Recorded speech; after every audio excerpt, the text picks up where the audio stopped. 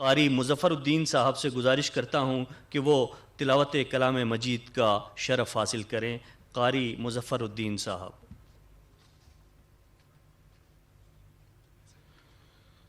السلام علیکم ورحمۃ اللہ وبرکاتہ۔ اعوذ باللہ من الشیطان الرجیم،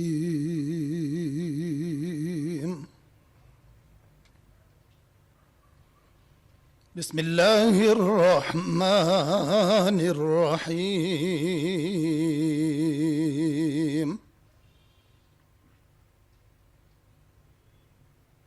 وَأَوْفُوا الْكَيْلَ وَالْمِيزَانَ بِالْقِسْطِ لَا نُكَلِّفُ نَفْسًا إِلَّا وُسْعَهَا وَإِذَا قُلْتُمْ فَاعْدِلُوا وَلَوْ كَانَ ذَا قُرْبَى وَبِعَهْدِ اللَّهِ أَوْفُوا ذَلِكُمْ وَصَّاكُمْ بِهِ لَعَلَّكُمْ تَذَكَّرُونَ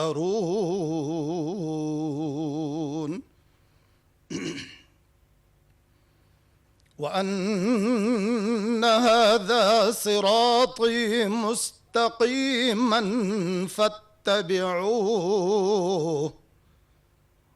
وَلَا تَتَّبِعُوا السُّبُلَ فَتَفَرَّقَ بِكُمْ عَنْ سَبِيلِهِ ذَلِكُمْ وَصَّاكُمْ بِهِ لَعَلَّكُمْ تَتَّقُونَ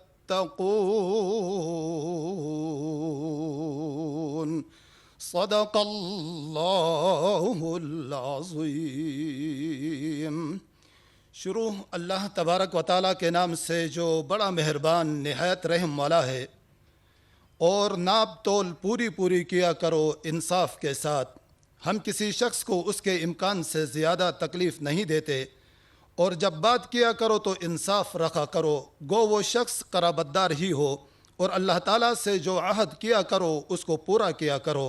ان سب کا اللہ تعالیٰ نے تم کو تاکیدی حکم دیا ہے تاکہ تم یاد رکھو اور عمل کرو، اور یہ کہ یہ دین میرا راستہ ہے جو کہ مستقیم ہے، سو اس راہ پر چلو اور دوسری راہوں پر مت چلو کہ وہ راہیں تم کو اللہ کے راہ سے جدا کر دیں گی۔ اس کا تم کو اللہ تعالیٰ نے تاکیدی حکم دیا ہے تاکہ تم اس راہ کے خلاف کرنے سے احتیاط رکھو۔ وآخر دعوانا ان الحمد للہ رب العالمین۔ تو میں پہلے تو جو چیزیں ہم نے فیصلہ کیا کہ ہم آپ کے لیے کیا کام کریں گے، اب نئی حکومت آئی ہے، کیا کرے گی آپ کے لیے، تو سب سے پہلے تو جو پروونشنل سٹیٹس ہے اس کے اوپر فوری طور پہ کام کریں گے تاکہ جو احساس محرومی رہی ہے اب تک یہاں وہ دور کی جائے۔ میں جب بھی یہاں آتا تھا مجھے نوجوان یہ کہتے تھے کہ جی ہمیں بتائیں ہم کیا پاکستانی ہیں یا نہیں ہیں، ہمارے حقوق ہیں یا نہیں ہیں۔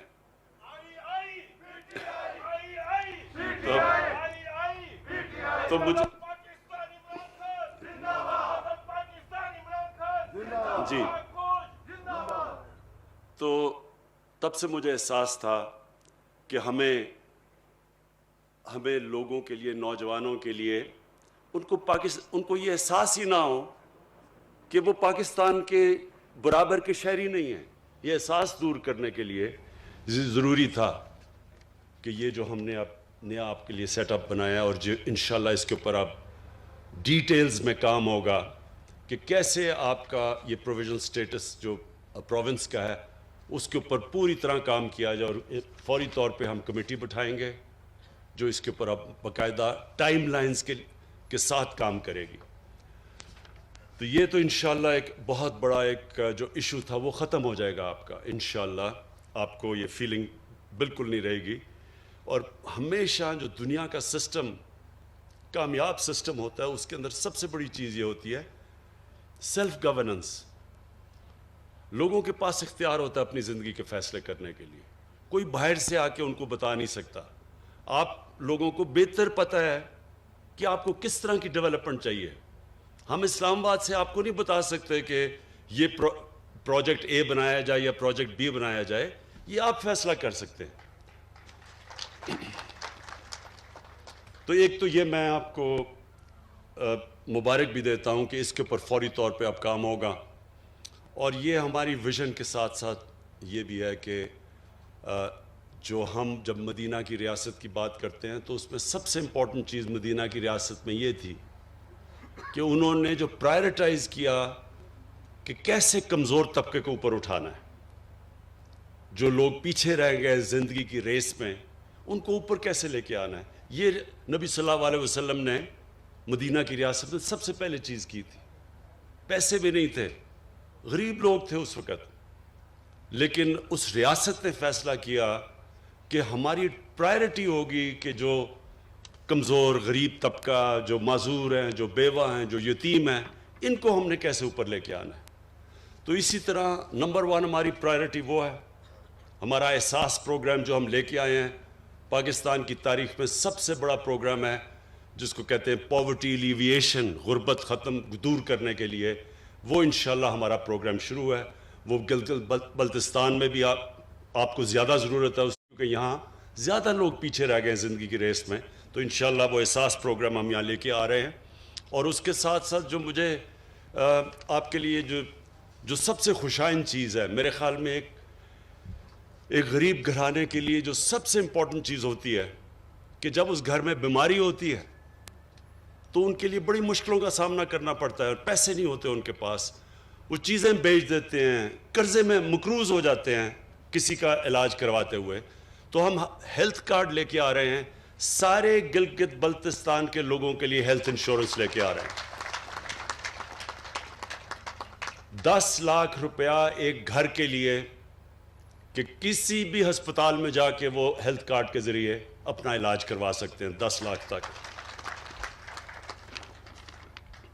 اس کے علاوہ جو ٹورزم ہے، کیونکہ میں آپ کے علاقے کے ٹورزم کے پوٹینشل کو جانتا ہوں، کیونکہ میں سارا دیکھا ہوا ہے آپ کا علاقہ، لہٰذا ٹورزم کے اوپر ہم پورا زور لگانے لگے۔ گرمیوں کے اندر تو ویسے ہی اب جو میں دیکھ رہا ہوں پچھلے 3-4 سال سے کہ یہاں ایک انقلاب آ چکا ہے ٹورسٹ کا، بلکہ یہاں جگہ نہیں ہوتی ٹورسٹ کے لیے ٹھہرنے کے لیے، سارے ہوٹل بھر جاتے ہیں، جو اپنے گیسٹ ہاؤسز لوگوں نے بنائے وہ بھی بھر جاتے ہیں۔ تو اور بدقسمتی سے کرونا کی وجہ سے یہ پچھلی گرمیوں میں اتنا اس طرح نہیں ٹورسٹ آ سکا، لیکن میں آپ کو یہ شور کرتا ہوں کہ 2 قسم کی جو ٹورزم ہے، ایک تو اندرونی ہماری ٹورزم ہے، ہمارا نوجوان ہے موبائل فون کی وجہ سے جب وہ کہیں جاتا ہے وہ اپنی تصویر لگا دیتا ہے فیس بک کے اوپر، وہ فیس بک کے اوپر دیکھتا ہے، آپ کو ایڈورٹائز ہی نہیں کرنا پڑتا، وہ جو فیس بک پہ چلتا ہے وہ ساری دنیا میں جب تصویریں جاتی ہیں تو دنیا سے لوگ آ رہے ہوتے ہیں۔ میں جب یہاں 3-4 سال پہلے آیا تھا تو میں نے دیکھا کہ بیرون ملک پاکستانی، برطانیہ سے، یورپ سے پاکستانی یہاں ٹھہرے ہوئے تھے ہوٹلز کے اندر، سب ہوٹل بھرے ہوئے تھے۔ تو اب یہ بڑھتی جائے گی آپ کی ٹورزم، تو اس کے لیے ہم نے آپ کے لیے سستے قرضے دیں گے تاکہ لوگ اپنے گھروں کے ساتھ گیسٹ روم بنا سکیں، تاکہ ان کی آمدنی بڑھ سکے۔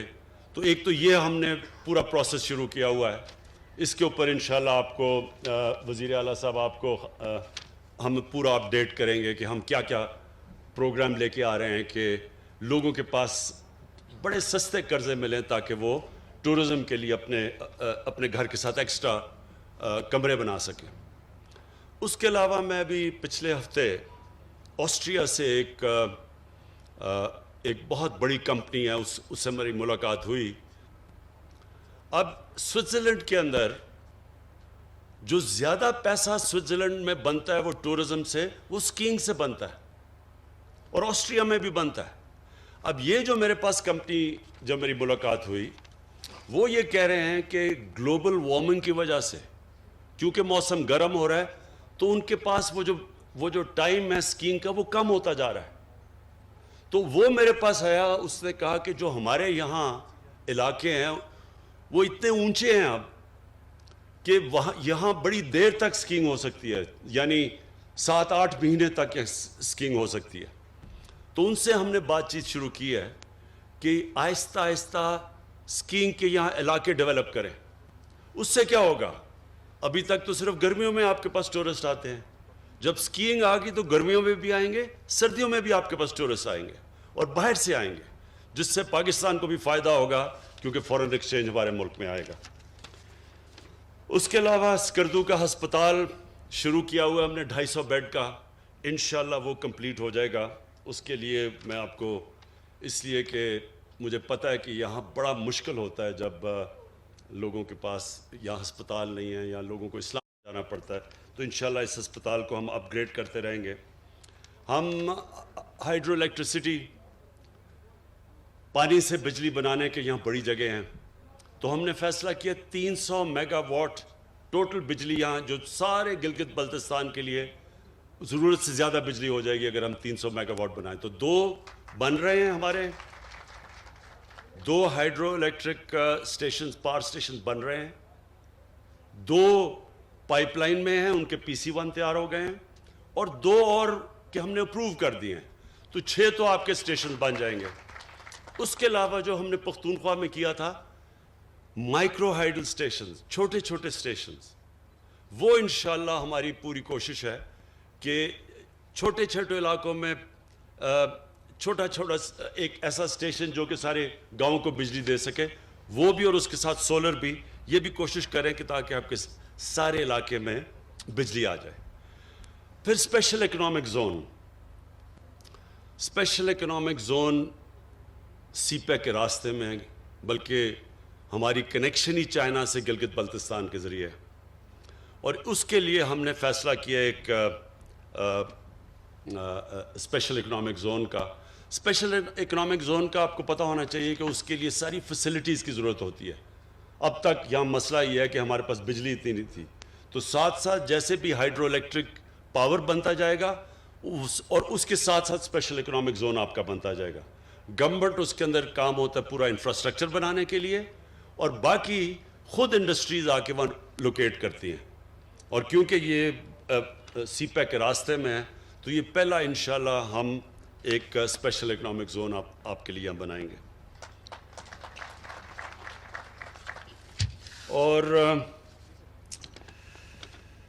انشاءاللہ جو ہماری سب سے زیادہ کوشش یہ ہے کہ اس کو ایک ٹورزم کا ہب بنا دیں. اب میں آپ کو تحریک انصاف کی ویژن کی بات کرتا ہوں. میری ویژن یہ ہے کہ ایک تو جب مدینہ کی ریاست کے اوپر چلتے ہوئے ان اصولوں پہ نچلے طبقے کے اوپر ہم پورا زور لگائیں، ان کو اوپر اٹھائیں. اللہ کی برکت آئے گی اس ملک پہ. حضرت علی رضی اللہ تعالیٰ کا قول ہے کہ کفر کا نظام چل جائے گا لیکن ظلم اور ناانصافی کا نظام نہیں چل سکتا. جس ملک میں جو ریاست اپنے کمزور طبقے کا دھیان نہیں رکھتی وہ کبھی اوپر نہیں جا سکتی. یہ ذہن میں ڈال لیں، کیونکہ اللہ غریب کی تکلیف دیکھتا ہے. اس کی غریب کی جب وہ مشکل وقت میں اس کی جو آواز ہے وہ اللہ سنتا ہے. برکت نہیں آتی ان معاشروں میں. اسی لیے ہمارے نبی صلی اللہ علیہ وسلم نے اس کے باوجود کہ ان کے پاس وسائل نہیں تھے، انہوں نے سب سے زیادہ زور اپنے کمزور طبقے کو دیا. وہی انشاءاللہ ہماری اب کوشش ہے. ہیلتھ کارڈ ہے، احساس پروگرام ہے، لیکن اس کے ساتھ ساتھ جو ہمارے علاقے پیچھے رہ گئے ہیں ان علاقوں کے اوپر بھی ہمارا سب سے زیادہ زور ہے، جس میں گلگت بلتستان ایک علاقہ ہے، جس میں ہمارا قبائلی علاقہ جو مرج ڈسٹرکٹس ہیں وہ دوسرا ہے، اور تیسرا بلوچستان ہے. ابھی جو ساؤتھ بلوچستان میں گیا تھا تربت میں، تو وہ پیچھے رہ گیا ان کا. وہ بلوچستان میں بھی کوٹا کے ارد گرد علاقے بہتر ہیں، لیکن جو ساؤتھ میں وہ پیچھے رہ گئے ہیں. تو ادھر بھی ہم نے پوری اب زور لگا رہے ہیں کہ ساؤتھ کے اوپر بھی پورا بلوچستان کو اٹھائیں. تو ایک تو یہ ہے ہمارا. اور جو وزیر اعلیٰ صاحب آپ اور کابینہ کے لیے میرے لیے میں جو آخری بات کروں گا وہ یہ دیکھیں، جو لیڈر ہوتا ہے، لیڈر کی جو سب سے بڑی دو کوالٹیز وہ بہت ضروری ایک لیڈر میں ہونا ہوتی ہے، صادق اور امین۔ دنیا کے گریٹسٹ لیڈر ہمارے نبی صلی اللہ علیہ وسلم تھے، اور ہمیں اللہ نے قرآن میں حکم دیا کہ ان کی زندگی سے سیکھو، ان کی سنت پہ چلو۔ وہ گریٹسٹ لیڈر کی یہ جو کوالٹی تھی کہ ان کے دشمن بھی کہتے تھے کہ یہ سچا انسان ہے، انہی کے قدموں پہ چل کے جو میں اپنا بڑا لیڈر مانتا ہوں وہ قائد اعظم محمد علی جناح ہے۔ قائد اعظم کے بھی دشمن سب کہتے تھے کہ یہ آدمی سچا آدمی۔ وہ انگریزی میں تقریر کرتے تھے قائد اعظم، عوام کو سمجھ نہیں آتی تھی، لیکن کہتے تھے جو یہ کہہ رہا ہے وہ سچ ہی کہہ رہا ہے۔ میں یہ چاہتا ہوں کہ یہ بہت ضروری ہے کہ آپ کے اوپر جو یہ اللہ کی طرف سے ذمہ داری آتی ہے، بڑی ذمہ داری ہوتی ہے کہ آپ کو ایک خاص مقام دیا ہے وزیر اعلیٰ اور وزیروں کو کہ آپ اپنے لوگوں کی زندگی بہتر کر سکتے ہیں، تو بنیادی یہ دو چیزوں سے نہ ہٹنا، صادق اور امین۔ ایک حدیث ہے کہ شیطان انسان کے گناہوں کو پبلک میں نشر کر دیتا ہے، آپ چھپانے کی بھی کوشش کرتے ہیں، وہ گناہ باہر نکل آتا ہے۔ اب کس کو کیا پتا تھا کہ آپ نے اپنا نیب کا ہیڈ بھی رکھ لیا، آپ نے چارٹر آف ڈیموکریسی سے سمجھوتا بھی کر لیا، مکا بھی کر لیا دونوں سب سے۔ کسی کو کیا پتا تھا کہ پیناما کے اندر انکشاف ہو جائے گا اور 4 جو بڑے بڑے معاملات ہیں وہ باہر آ جائیں گے، اور اس کے بعد آپ کی پھر سے ٹرائل شروع ہو جائے گی۔ دیکھیں، یہ چوری چھپتی نہیں ہے، اور یہ چوری کو چھپانے کے لیے، ایک جھوٹ کو چھپانے کے لیے 100 جھوٹ بولنے پڑتے ہیں، اور وہ جو انسان پیسہ بناتا ہے اپنی اولادوں کے لیے، تو اولادوں کو بھی جھوٹ بولنا پڑتا ہے۔ ان میں وہ پیسہ بچانے کے لیے وہ بھی سارا دن جھوٹ بولتے رہتے ہیں۔ اس پیسے کا کیا فائدہ جو آپ کی بھی تباہی کرتا ہے، آپ کی اولادوں کی بھی تباہی کرتا ہے؟ یہ جو حرام کا پیسہ ہے یہ ایک اللہ کی لعنت ہے۔ میں دونوں آصف زرداری اور نواز شریف کو 30-40 سال سے جانتا ہوں، میں نے ان کے اوپر اللہ کا عذاب آتا دیکھا ہے۔ یہ ہمارے لیے عبرتناک ہے۔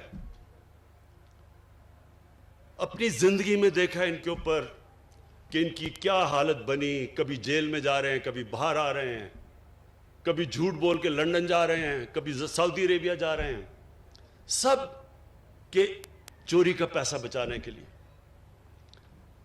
پھر بچوں کو جھوٹ بولنا پڑ رہا ہے کہ لندن تو چھوڑو، پاکستان میں بھی کوئی پراپرٹی نہیں ہے۔ پھر یہ پوری اے پی ڈی ایم کیمپین کر رہی ہے، کرونا میں لوگ مر رہے ہیں، بیماریاں بڑھتی جا رہی ہیں، ہر روز اموات بڑھتی جا رہی ہیں۔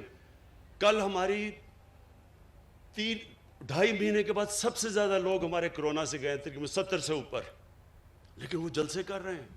پتہ ہے کہ جب لوگ جمع ہوتے ہیں تو کرونا پھیل جاتی ہے، سب کو پتہ ہے۔ سارے میڈیکل ورکرز، ڈاکٹرز، نرسز ہمیں کہہ رہے ہیں کہ جی پریشر پڑتا جا رہا ہے ہسپتالوں میں، اور وہ جلسے کر رہے ہیں۔ اس لیے کیوں کر رہے ہیں؟ چوری بچانے کے لیے۔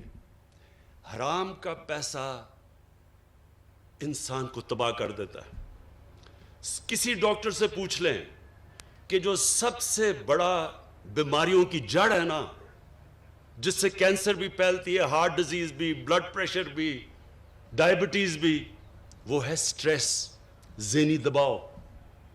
یہ سب سے زیادہ انسان کو نقصان پہنچاتا ہے۔ سب سے زیادہ بیماریوں کی ڈر سٹریس ہے۔ اور اگر آپ نے سٹریس دیکھنا تھا تو کل ایک ہارٹ ٹاک کا انٹرویو ہوا تھا جدھر اسحاق ڈار، پاکستان کے وہ پرانے وہ جو فائنانس منسٹر، ان کی شکل دیکھ لیتے ہیں۔ اس پروگرام میں اس کی شکل دیکھیں تو آپ کو پتہ چلے گا کہ سٹریس کیا ہوتا ہے۔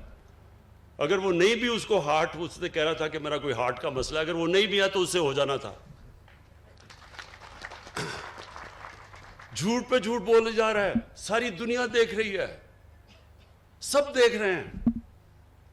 تو میں آپ سے یہ آج ایز پرائم منسٹر، آپ کی پارٹی کا ہیڈ، خاص آپ کو تاکید کرنا چاہتا ہوں.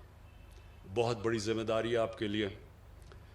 جتنی آپ اپنے لوگوں کی خدمت کریں گے، آپ کو اللہ بھی آپ سے خوش ہوگا، اور جب اللہ خوش ہوتا ہے تو آپ کے دل میں سکون ہوتا ہے. زندگی آپ کی جتنی مرضی مشکل ہو، سوئیں گے آپ اچھی نیند، کوئی آپ کے اوپر دباؤ نہیں ہوگا، لوگوں کی دعائیں آئیں گی آپ کو. جب آپ ایک انسانیت کی مدد کرتے ہیں، یہ یاد رکھیں، اللہ آپ سے خوش ہوتا ہے. جب اللہ آپ سے خوش ہوتا ہے